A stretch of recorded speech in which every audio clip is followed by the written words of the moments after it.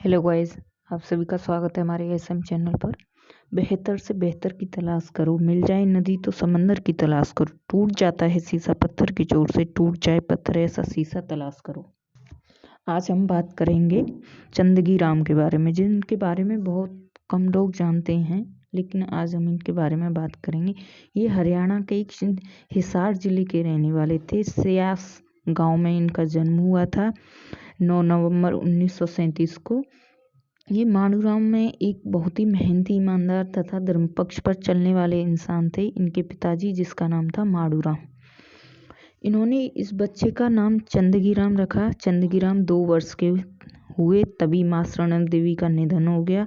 चंदगी राम बड़े ही खुशनुमा व नरम स्वभाव के व्यक्ति थे और वो बचपन में बहुत ही सॉफ्ट थे, जिसकी वजह से बच्चे उन्हें चिढ़ाते भी थे और तंग भी करते थे। चंदगी राम ने 1954 में 12वीं पास की। उसके बाद जालंधर से आर्ट व क्राफ्ट का डिप्लोमा किया। इसी के चलते 1957 में उनकी नियुक्ति गवर्नमेंट हाई स्कूल मुंडाल में एक ड्राइंग टीचर के रूप में हुई थी। इसीलिए इन्हें मास्टर नाम से भी पुकारने लगे। इन्हें चंदगी राम मास्टर जी के नाम से भी जाना जाता है। 1954 में चंदगी राम के चाचा श्री सदाराम की मृत्यु हो गई, जो एक बहुत ही अपने समय के अच्छे पहलवान रहे थे, जिसकी वजह से लोग कहने लगे कि आपके खानदान में तो कोई भी पहलवान नहीं है। लेकिन चंदगी राम का दूर दूर तक इस चीज़ से कोई लेना देना नहीं था। चंदगी राम बहुत ही हष्ट पुष्ट और अच्छे शरीर के आदमी थे, जो 6 फुट 4 इंच के थे, जिसमें 194 सेंटीमीटर्स हाइट थी। जब वो अपने स्कूल में टीचिंग कर रहे थे तो उस टाइम एक बार उनके आसपास कहीं कुश्ती चल रही थी अखाड़े में, तो वो भी सब स्कूल के सारे टीचर्स देखने गए, तो वो भी चल दिए उनके साथ।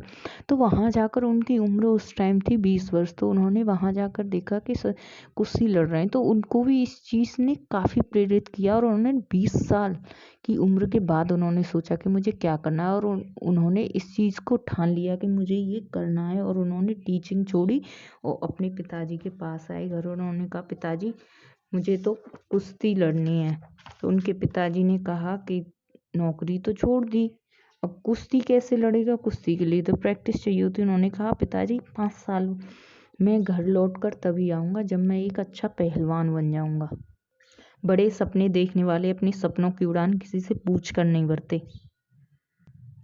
कुश्ती सीखने के लिए चल तो पड़िए, लेकिन प्रैक्टिस कैसे करनी है ये पता नहीं, क्योंकि गुरु बिना ज्ञान नहीं है। फिर वो अपने चाचा के जो गुरु थे चिरंजी, उनके आश्रम में गए, अखाड़े में गए। फिर वहाँ जाकर उन्होंने पगड़ी बांधी और शिक्षा प्राप्त की, और 5 साल तक उन्होंने इसके लिए प्रैक्टिस की। 1959 में उन्होंने दीक्षा ली और 1961 में उन्होंने पहली बार अपनी कुश्ती अजमेर से लड़ी। चंदगी राम किसी भी तरह का कोई भी नशा नहीं करते थे और ईश्वर के प्रति अधिक ही श्रद्धा भी रखते थे। इनका मानना था कि एक अच्छा पहलवान बनने के लिए शुद्ध शाकाहारी होना बहुत ज़रूरी होता है। इन्होंने अपने दिनचर्या में 250 ग्राम घी, 2.5 किलो दूध, 1 किलो फल, 250 ग्राम बादाम और हरी सब्जियां शामिल करी। और इनका मानना था एक अच्छा पहलवान को लंबी सांस बनाए रखने के लिए शाकाहारी भोजन का सेवन करना चाहिए। यह मानते थे एक पहलवान का शरीर ठोस, ताकतवर, हल्का, फुर्तीला होना चाहिए, क्योंकि अधिक वजन का पहलवान ज़्यादा देर तक नहीं लड़ सकता। गुरु चिरंजी 1961 में चंदगी को अजमेर लाए। पहली कुश्ती महादेव मद ने अचंबा के साथ हुई और चंदगी राम ने जीत हासिल की। उन्हें हराने के बाद भारत के हेवी लाइट वेट के चैंपियन बने। 1962 में जाट रेजिमेंट के बुलाने पर सेना में चले गए। 1 जनवरी 1962 को इनकी कुश्ती कर्नाटका के प्रसिद्ध मोहम्मद चार्ली से हुई, जो कोल्हापुर में हिंद केसरी पहलवान श्रीपत खनाले पहलवान के बराबर माने जाता था। चंदगी राम ने उन्हें मोहम्मद चार्ली को सिर्फ 16 मिनट में हराया। इसके बाद पाकिस्तान के गुलाब कादिर को सिर्फ 18 मिनट में पराजित कर दिया। इनके चर्चे कश्मीर से कन्याकुमारी तक अपनी फुर्तीले शरीर और लंबी सांस बनाए रखने से होने लगे। कोई भी पहलवान न टिक पाया। उन्होंने एक बार बताया था कि वो भारत के सभी पहलवानों से 2-3 बार लड़ चुके हैं और हर बार उनको हराया है। उन्होंने बताया कि बस एक महाराष्ट्र के मारुति माने हैं जिनसे मेरी 3 घंटे कुश्ती लड़ने के बाद भी बराबर रही, और एक बार ये मेहर दिन से अपनी कुश्ती हारे थे। लेकिन भारत केसरी का आयोजन हुआ तो उसमें मेहर दिन और चंदगी राम ही फाइनल में नाम दर्ज करा पाए।